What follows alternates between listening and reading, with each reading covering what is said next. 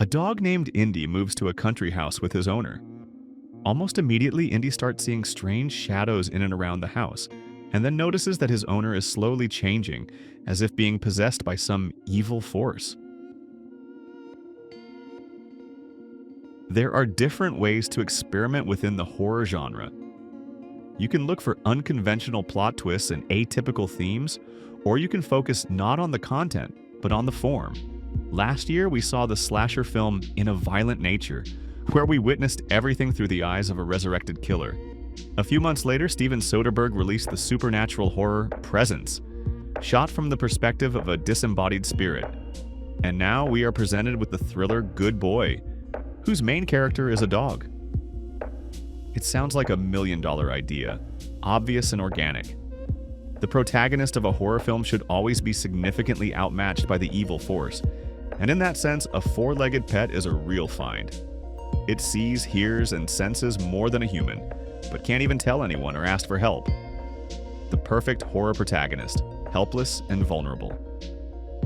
However, the creators of this film seem to deliberately strip Indy of his own agency, turning him into a passive observer, which is a serious mistake. To understand why this shouldn't be done, you need a basic grasp of what horror is. It's a film where a powerful, dangerous, and invulnerable evil pursues a significantly weaker victim, someone the viewer can easily see themselves in. And for this simple plot to become engaging, you need to figure out how exactly an ordinary person can defend themselves. The odds are uneven, but the hero doesn't give up, and thanks to their perseverance, resourcefulness, and inner strength, the viewer connects with them and starts rooting for them. Unfortunately, there's very little of this in Good Boy. Indy's owner immediately falls under the influence of a demonic entity and begins to change, behaving strangely, becoming irritable, sleepwalking at night, with wounds appearing on his body. Indy, in turn, constantly sees dark silhouettes and senses a dangerous presence, but remains a detached witness. This isn't Lassie saving the day. At best, it's Hachiko, who can lie next to his owner when he's feeling bad and wait by the window while he wanders somewhere in the woods. The result is a purely contemplative film where none of the characters take action. Good Boy is only 75 minutes long, but due to the passivity of the characters, it feels like it lasts half again as long.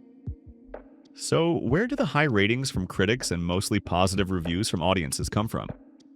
First, Good Boy is indeed brilliantly and inventively shot. The film has an unusual color palette and many interesting cinematographic tricks that create a sense of an unfamiliar perspective, helping you better connect with the main character. Second, the film has an unusual ending that achieves catharsis and an emotional climax not through traditional genre tools. The shift in perspective elevates the story to a higher, more humanistic level. And third, the director and Indy's trainers have delivered something truly phenomenal. The way the dog behaves on screen really creates the feeling of a full-fledged acting performance. What we see is not just a well-trained dog, but a full-fledged character with its own personality and utterly charming looks. This apparently is the film's main secret. It ignores the basic rules of horror but is almost perfect as a film about animals, something like The Journey Home or A Dog's Purpose. It's a film where the main character is so charming that you don't care that he doesn't do anything. The main thing is that the cute, fluffy guy and his owner are in trouble. But let's not forget that real horror shouldn't be cute. First and foremost, it should be scary.